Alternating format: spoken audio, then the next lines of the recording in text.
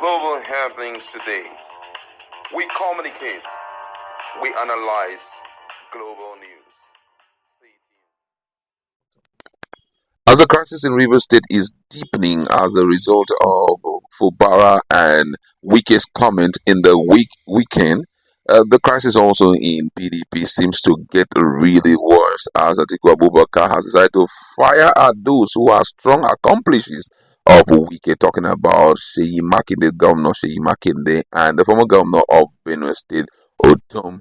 You're also going to hear the standpoint of Otom in terms of loyalty towards Wike. All of this we're going to bring to you in a jiffy. But before we continue, if you're not subscribed to our channel, please do well to click on the red subscribe button.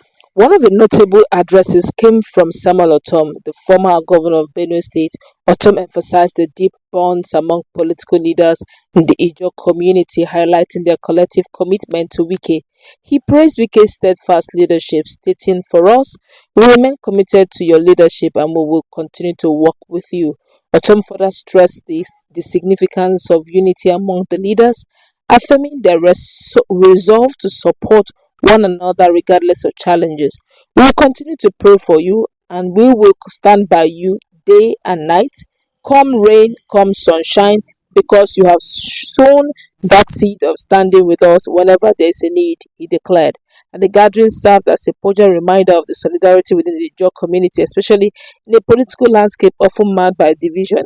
Wike's time as a governor has been marked by efforts to uplift the region and foster collaboration with fellow leaders to address pressing issues facing their constituents. Many attendees echoed Otom's sentiment, viewing Wike as a pillar of strength and resilience. Otom's invocation of Psalm 23, which symbolizes guidance and protection, resonated deeply, reinforcing the idea that leadership is a shared journey required mutual support. Now, concluding his remarks, the Otom expressed solidarity as a member of the G5, a group of influential governors who have played a significant role in Nigeria's political dynamics.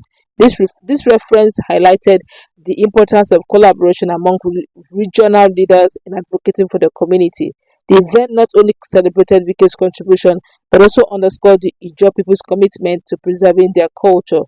Now, quite a lot of things were said, but of course, the person of Atiku Abubakar's aide, and Atiku said to respond very strongly to this. Let's quickly find out what they got to see. Now, Atiku Abubakar, a former presidential candidate of People Democratic Party, has criticized the party governors aligned with Minister of the Federal Capital Territory, Nyesom Wike. In a statement through his aide, Demola Olarewaju, Special Assistant on Digital Media and Strategy, Atiku said these governors are the root of the ongoing problems in the party. Olarewaju, in a post on his social media handle, took a dig at the governor, stating that anyone associating with Wike is a traitor to the PDP. Wike's entire relevance in Nigerian political space is directly dependent on his ability to rock PDP's boat and make it less formidable, he wrote. Any governor associating with him is a traitor in PDP, and I will go further to say that governors are the root of PDP crisis since 2015. You can trace every major crisis in PDP to the zoning of NWC offices to individual governors ever since the party lost Aso Rock, and some of us saw it coming in 2015. The current tensions may or may not abate, and nationalists must be tactically flexible about party platforms. His reaction comes after the group of governors, popularly called the G5 group, met Nyesom Wike on Saturday in Abuja. That's on 21st of September. This group comprises notable figures including Oyo State Governor Sheyi Makinde, former Governor Sam Otom Benue, Ifeanyi Ugwanyi Enugu, and Lukezu Okpezu Abia. A reliable source who wished to remain anonymous said that the leaders met to address pressing concerns within the party. Recall that in the lead up to the 2023 presidential election, the G5 group made some significant demands. One key condition for their support of Atiku Abubakar, the party candidate, was the replacement of the then PDP national chairman, Ijaw with a southern representative.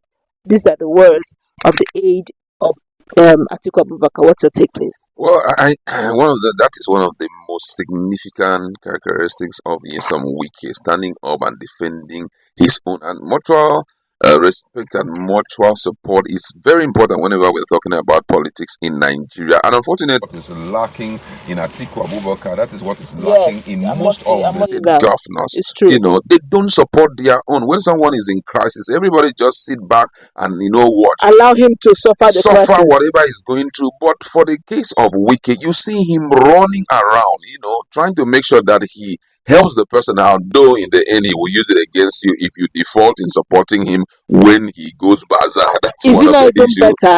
Give it to him. I guess that's why he got a lot of followers. Exactly. Give it to him, because look, with due respect to the former president or the former vice president of Nigeria, I'm talking about Atiku Abubakar. Okay. Look at what is going on in PDP. Look at what is going on And in he's been Rivers State. silent. He has not said any reasonable, Nothing. meaningful thing No in this visits, in this nothing. Rivers matter. And he's supposed to be a candidate, National leader of the for that party. matter. And you not expect Fubara to come and pay allegiance to To him come you, when the time 2027? comes, you start playing your course drums, not. going to his state and trying to see how you can secure support. It's going to be very difficult. Now, imagine what this guy is doing right now. If the spokesperson to CU, or former spokesperson of CU, who is now a lawmaker in Ijaw North South constituency, exactly, Ikenga. See the way he's standing up for the person of Fubara. He didn't allow him to look like a political orphan. He ran in to preserve his self-respect, preserve his office, standing so strong. Imagine if that man runs into crisis today. The likes of Fubara, the likes of other governors will run in, and even senators. So many of them will rally around him to see how they can help him out. Why? Because one good turn deserves the other. You can't claim to be a big man, and when people are in crisis, you don't use your connection to help them. You don't use your connection to salvage them. That's why Wike will continue to leverage on that particular character that none of them have to frustrate PDP every now and then. I guess he must have studied the person of Bola Tinubu, because that's exactly what Bola Tinubu did when he was out there. Imagine someone like this former professor of literature. What's that his name? Wole Soyinka. He came into office. Wole Soyinka can't even speak. Why? Because there are so many things he had done for Wole Soyinka. The same with other politicians. Come on. But people are saying that you cannot really give all the credit to Nyesom Wike, because the truth is, Nyesom Wike was and still is technically sitting on the oil money, quote and unquote, of Rivers. Rivers, of course, is a very oil-rich state. It's a very rich state. Everything is controlling it for 8 years. Okay. He's got a lot of resources at his disposal that he can actually leverage on and become like Asari Dokubo will call him, POS Africa. Okay. He could literally give as much. You can't compare that with some other governors or some other former governors who didn't have that much of resources. So you can't really say that it is a wicked thing. Maybe it's because it's got so much resources. What's your take on that? Okay, can we go down memory lane, or can we take a look at financial statistics of all the states in Nigeria? Which one get so much from the FAC account? Let's look at them. Number one, Akwa Ibom is number one. They get the highest. Seconded by Delta, third by Rivers, fourth by Edo. Now, why is it that those PDP governors, they are not proving themselves? It's a character thing. Emmanuel Udom, after he finished his 8 years in office, the man is quietly somewhere or enjoying his money. Does it mean he didn't touch money? His money is far higher than that of Rivers State. Okay, let's look at the case of Delta. The same thing also. Which of them has decided? It's a character thing. It has nothing to do with how much money comes into your hand. Even if you don't have enough money to get, you have connection now. You have enough connection. And guess what? Some of them just looked at politics as just a one-time thing. You understand? I play the politics, I'm a governor, and after that, I throw in the towel and I go my way and enjoy my life. Well, this guy is looking at it as a lifetime thing. He doesn't want to opt out immediately. And that's why you see him affecting appointments here and there. These guys are not even using their offices well to affect appointment. Recommendations are not coming from them for presidency and other people. If you are futuristic politically, those are the kind of character you need to be. But these guys, they just feel like, I get my money, enjoy my money, and walk away. That is why Wike seems to be controlling everybody. And other politicians who are sitting by the side are looking at the level of power Wike is wielding, both in APC and PDP. And right now, he has a sixth member of that G5. So he's not more G5. Let's call it G6. Before you know, we'll see G7. Before we know, we'll see G8. Other people will be joining. Because if tomorrow I have crisis with the current administration, what do I do? I'm sure that Wike will always come He in. will come in to salvage the situation for you. And this is what everybody is looking for. Wow, it's actually a win-win. So why should I follow who no road? Exactly. Speaking, because hey, it looks as if Wike quote and unquote no road, because when eventually run into problems, he has a will, one way or the other. Order He to will not. salvage you. Well, that's but then Look again, at what he did for Obaseki during that time. but let's tell ourselves the truth.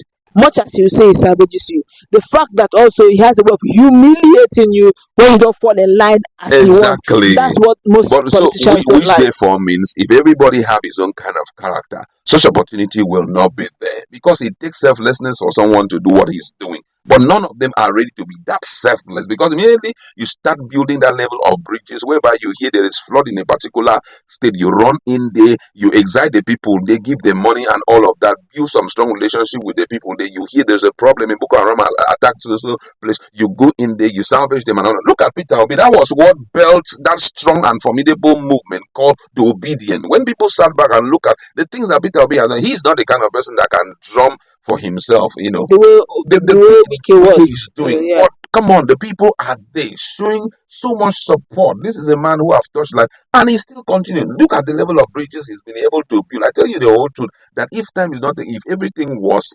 done, you know, with clear eyes, Peter Obi would have been the president of Nigeria. This is based on what he has done thus far, and this is the kind of people are looking for. Well, let's go wrap it up. Let's hope that eventually we'll not get to hear G7, G8, G10, because we already have G6. Yes. By virtue of Fentiri joining in that group. Will PDP survive? It's up to us. It's up to them to decide. Let's